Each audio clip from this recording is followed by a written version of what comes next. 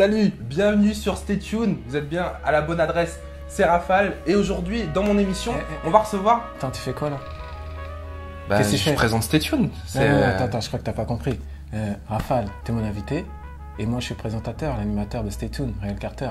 Donc on se remet en place. Ah, et moi je vais te poser des questions. d'accord, mais j'ai pas l'habitude, c'est pour ça. Ah ouais, mais on va reprendre les habitudes, les bonnes habitudes. D'accord, voilà. Ok.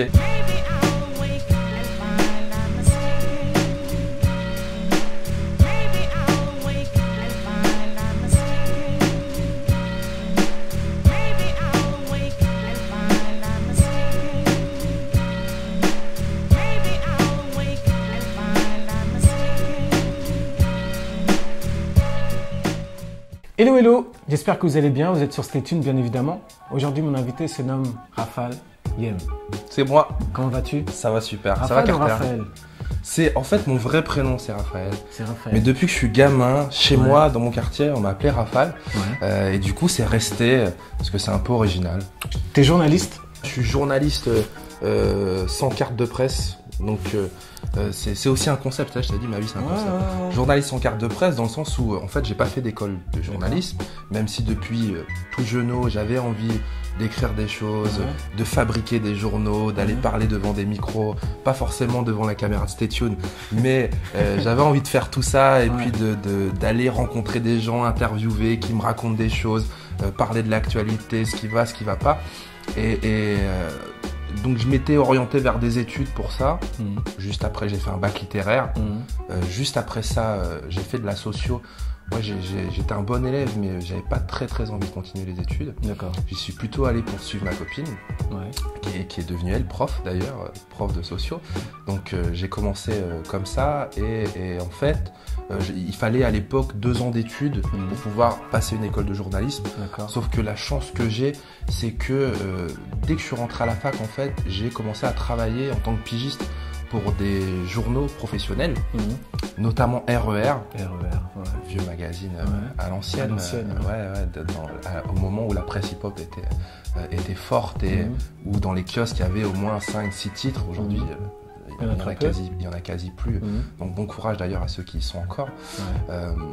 Et en fait moi tout ça c'est à la fois le culot. Je dis souvent j'ai fait HEC, la haute étude, la haute école du culot. Mais c'est vrai que c'est un petit peu ça. Moi j'ai fait plus de terrain. J'ai pas fait les trucs de format. On m'a pas dit comment faire. J'ai tout appris sur le tas. Et surtout la chance que j'ai eue c'est de rencontrer les bonnes personnes au bon moment et des gens qui ont cru en moi, ont cru ce que je faisais et c'est pour le coup vraiment je les remercierai jamais assez ces gens-là que je vais citer. Fawzi Méniri qui est un ancien que les gens peut-être qui écoutent et qui regardent Stay Tuned connaissent bien parce que c'est un attaché de presse historique qui était là depuis longtemps, qui est chez Hostile. Et c'est lui qui m'a mis le pied à l'étrier et qui a reçu les premiers fanzines que j'avais écrits, premiers fanzines Fumigène, des trucs photocopiés, trucs qu'on faisait à la MJC du quartier la nuit pour pas se faire pécho. C'est là et lui il voit ça et il dit putain le mec il a envie de faire des trucs et il m'a mis sur des plans. Oui, parce que tu t'occupes aussi du magazine Fumigène. C'est ça, mais c'est mon sang, ma sueur, mais aussi aujourd'hui tout le travail collectif d'une équipe de ce qu'on appelle des contributeurs, des gens qui comme moi font ça bénévolement parce que Fumigène c'est un journal que les gens connaissent bien aujourd'hui parce que le concept a 10 ans. Fumigène c'est le magazine culture et société. On a mis diversité d'abord, diversité, culture et société pour que les gens situent à peu près ce qu'on fait. Le rêve évidemment c'est qu'on soit considéré comme un vrai magazine culture et société au même titre que les Inrock, Technicart, tout ça. Mais l'originalité de ce magazine qui a l'air très pro c'est que personne n'est payé. On fait tout ça bénévolement. Pour nous, c'est presque une mission militante, citoyenne, d'aller parler d'artistes qu'on ne retrouve pas forcément dans la grande presse ou dans les médias, d'aller parler d'initiatives, d'associations, de gens qui font bouger le terrain. C'est un peu tout ça, Fumigène. Et on te retrouve aussi sur Canal le matin, le vendredi. La matinale. C'est ça. C'est la mission la plus dure pour moi parce qu'il faut se lever. Il faut se lever tôt. Il faut se lever très tôt. Donc là, c'est un autre exercice que je fais qui est pas du tout dans la tranche hip-hop. Et d'ailleurs, je suis assez fier de ça. C'est que à force de faire des choses éclectique et de pas, même si moi je viens de la culture hip-hop, des quartiers populaires, de pas être resté dans le cliché de dire ok, je vais faire que du rap, je vais faire que du grave, je vais faire que de la danse. Aujourd'hui je fais de l'actu, la chronique que je fais à la matinale, c'est aussi l'opportunité qu'on m'a donnée de bosser dans cette émission, c'est de traiter des faits d'actualité, de traduire ce qui se passe un peu dans la société. Et je fais ça à ma sauce, donc en interviewant des gens que pareil on voit pas forcément à la télévision et qui prennent la parole, donnent des analyses, donnent leur vécu sur l'actualité, comment est-ce qu'ils l'ont vécu, comment est-ce qu'ils la font, comment est-ce qu'ils l'ont subi. D'ailleurs la chronique s'appelle Au niveau du vécu, c'est tous les vendredis pour l'instant sur Canal, parce que là on est en fin de saison et ça marche bien.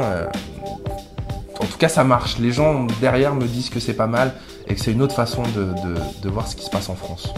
Et il y a aussi Génération, c'est ça? Il y a aussi Génération. Mais t'es partout? Je suis partout. Comment tu fais? Bah, je sais pas. Génération, je fais une émission, je co-anime une émission avec Chloé qui s'appelle Génération Citoyen, tous les dimanches 19-20h sur le 882 et sur le net, évidemment. C'est une émission politique où on reçoit un homme ou une femme politique face à un habitant, un citoyen qui vient des quartiers populaires, qui vient de la culture hip-hop. Tu vois, un clash, une discussion, histoire de voir si les gens vont dans le même sens, ou si le fossé se creuse vraiment. Donc ça, c'est vraiment une émission qui me fait kiffer. Je fais ça toutes les semaines avec beaucoup de plaisir, parce qu'il se passe vraiment des choses. Et comment je fais pour tout faire à la fois? Mais mec, je ne sais pas. Je crois que on a grandi dans un truc où on pouvait pas faire tout ce qu'on voulait, on n'avait pas les moyens de faire tout ce qu'on voulait. Et aujourd'hui, la chance que j'ai, grâce aux personnes que j'ai rencontrées et aux portes qui, quelquefois, se sont ouvertes un petit peu de force, aujourd'hui, j'ai la chance de pouvoir vivre de ce que j'aime faire, quoi. Donc, à la fois de la presse, de la radio, aujourd'hui de la télé, c'est nouveau pour moi.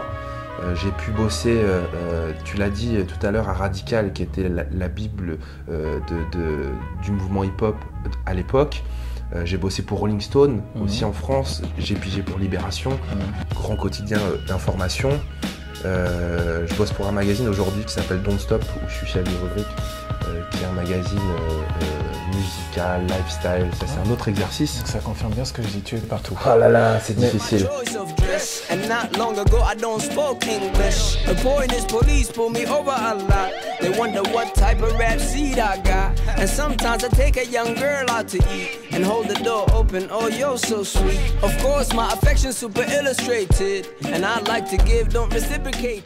Tu as un côté aussi très citoyen, je crois que c'est quelque chose qui est très important pour toi. Le combat, il se trouve où? Aujourd'hui, le combat, à force de faire du terrain, justement, je me suis rendu compte que le combat, il était dans la façon de faire passer l'information.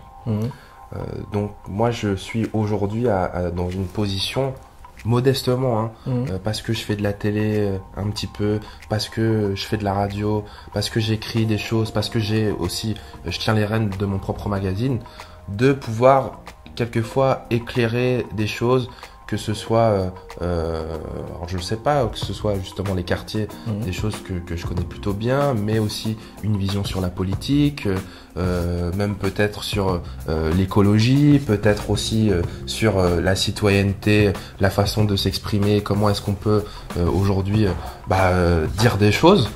Donc voilà, c'est tout ça. Aujourd'hui, je pense que le combat, là où c'est le plus pertinent, c'est être un tuyau pour l'information. Tu es en télé, il y a de plus en plus d'ouverture. Il y a toi, il y a Mouloud, Harry Roselmack, des fois il y a Aline de Radio Nova. Est-ce que tu penses que c'est pas comment dire ça? Est-ce qu'on n'est pas trop, finalement? Non, mais est-ce que c'est pas forcément une sorte de dire on lance un petit espoir, mais derrière on se remet sur le schéma actuel ou traditionnel? Est-ce que c'est pas forcément une fausse illusion? C'est pas impossible. Toi, tu parles de la diversité à la télé. La diversité, exactement. La diversité à la télé et de savoir si, à un moment, est-ce qu'on est bien représenté. ma réflexion, elle est pas terminée là-dessus. Ouais. J'avais à la base des idées de me dire, ouais, c'est mortel qu'Harry, il soit à la télévision et qu'il y ait un Renoir qui présente les infos de 20h. Et puis, est-ce que le temps passe et il fait un super travail, Harry Roselmack. Ouais, c'est un grand journaliste. C'est clairement un grand journaliste, c'est un très bon. J'ai même vu qu'il était dans les personnalités télé préférées des Français, sur le podium, quelquefois même number one, donc c'est vraiment une belle fierté. Est-ce que ça fait bouger les choses?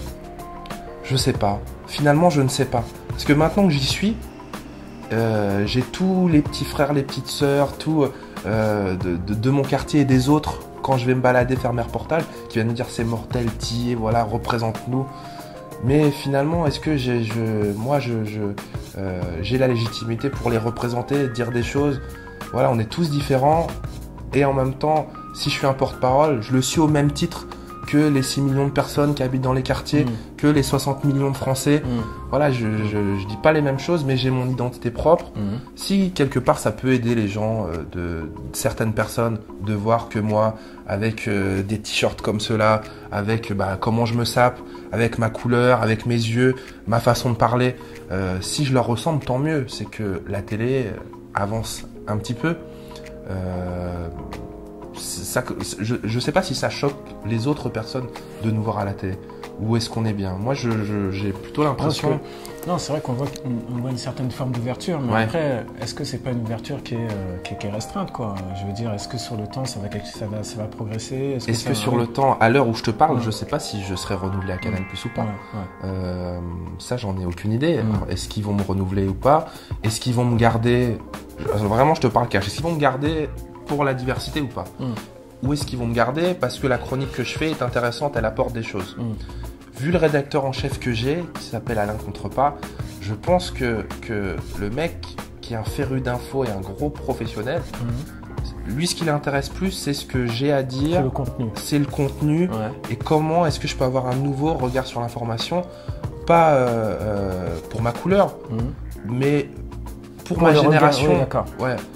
Les gens qui ont grandi comme moi, des gens de mon âge, les gens qui ont un peu les mêmes parcours, les gens qu'on ne voit pas justement forcément beaucoup à la télé. Est-ce que ces gens-là ont des choses intéressantes à dire? Aujourd'hui, moi je le fais, mais je suis aussi un journaliste, donc j'essaie quelquefois de prendre du recul. J'ai l'impression de plutôt bien faire mon travail, mais aujourd'hui c'est vrai que le jeu de la diversité nous biaise. Est-ce qu'on nous garde parce qu'on est bon? Oui, voilà. Ou est-ce qu'on nous garde parce qu'on est jaune, renois, rebeu? Je ne sais pas. J'ai presque... C'est peut-être pour ça que je me sens plus à l'aise en radio, parce qu'il n'y a pas ces histoires de couleurs. Oui, c'est la voix qui porte. C'est la voix. Je m'appelle Rafale, on ne sait pas ce que c'est comme prénom. Et là, en radio, c'est vrai que je suis 1000 fois plus à l'aise parce que je ne me pose pas ces questions-là. Donc, on parlait de Fumigène tout à l'heure, le magazine. Il y a une nouvelle édition qui va sortir. Il y a quelque chose de gros qui arrive. Et c'est pas un petit peu... parce que vu le marché de la presse en ce moment, ou depuis quelques temps, c'est un peu... Carter, c'est la merde. C'est catastrophique. Mais oui, on a dit... Aujourd'hui, il y a plus de 4000 titres en kiosque. C'est Fumigène, c'est l'aiguille dans la botte de foin qui est elle-même dans un entrepôt, qui est elle-même dans une multinationale. On est perdu. On est perdu. Même si on a une spécificité. Donc les gens nous suivent, le magazine fonctionne, mais on est tellement mal distribué, parce qu'en fait il y a qu'une structure qui s'appelle la NMPP, qui est majoritaire et qui s'occupe de la distribution.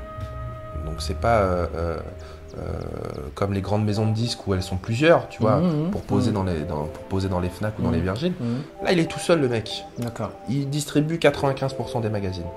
Donc moi, Fumigène, face à des télé 7 jours, des entrevues, des voici, des galas, tout ça, nous on n'est rien. Pour eux, qu'on fasse un combat citoyen avec un magazine, ils s'en battent les steaks. C'est du business.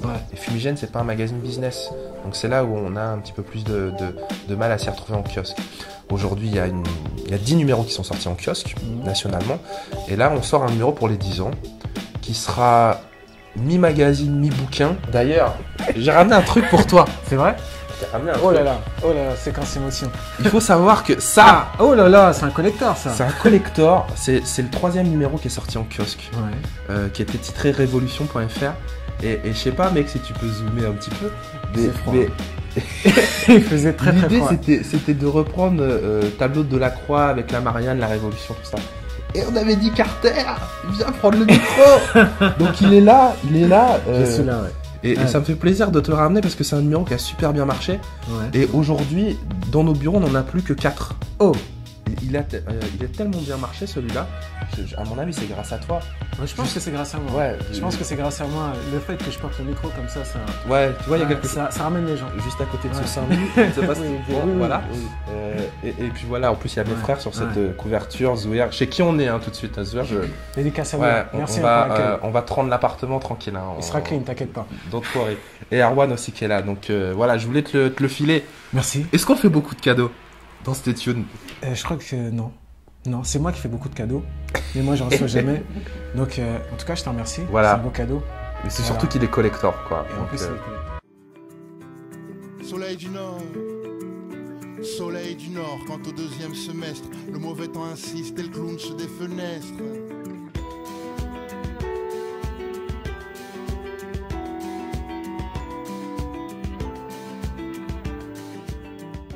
je sais que tu étais à fond sur Barack Obama, à un moment. My Sur le homie. symbole. Sur le symbole. Après quelques mois d'élection, Ouais.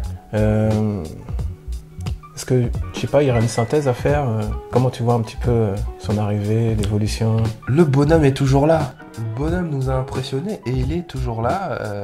C'était ses élections donc il y a quelques mois. Il est président des États-Unis. C'est le premier noir qui est président d'un État occidental. C'est quand même assez fort. C'est quelqu'un qui est plutôt de... Bon, les États-Unis, c'est pas pareil que la France, Oui, c'est pas évidemment. pareil. Ouais. C'est quand même quelqu'un qui est un peu plus à gauche,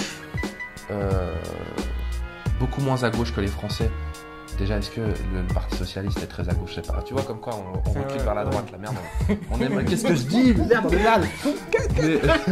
Mais c'est en tout cas quelqu'un qui porte des idées plus progressistes, plus humanistes que son prédécesseur qui était quand même George Bush, quoi. Ouais. Voilà, la pire racaille de l'univers, George Bush. Donc, le bilan, je pense qu'il faut encore attendre pour le faire. Oui. Mais voilà, il s'était engagé sur des choses, il a intérêt à les tenir, parce qu'il plus loin que de s'engager pour les États-Unis, il s'est engagé à la face du monde. C'était presque une élection mondiale. Ouais. Sur les fermetures de Guantanamo, sur comment est-ce qu'on fait justement pour ces histoires de torture. Qu'il a du mal à fermer d'ailleurs. Il a du mal, hein, et des choses aussi au niveau de la santé, de l'assurance santé, c'est comme ça qu'on appelle ça aux États-Unis. Chez nous, c'est la Sécu, tout à fait différent, mais il devait y avoir cette équivalence gratuite pour les plus pauvres. Aujourd'hui, on parle juste peut-être pour les enfants des plus pauvres. Voilà, il ne faut pas faire miroiter des choses aussi importantes. La santé aux États-Unis, c'est vraiment important. C'est la merde. Ouais, on se rend pas compte. En France, on est merde. archi chanceux, quoi. C'est la merde. Mais pour un pays comme aux États-Unis, on paye pour la santé. Bien sûr. Et c'était, je crois, une des bases fortes de son programme. Et je crois qu'il est un petit peu en train de reculer.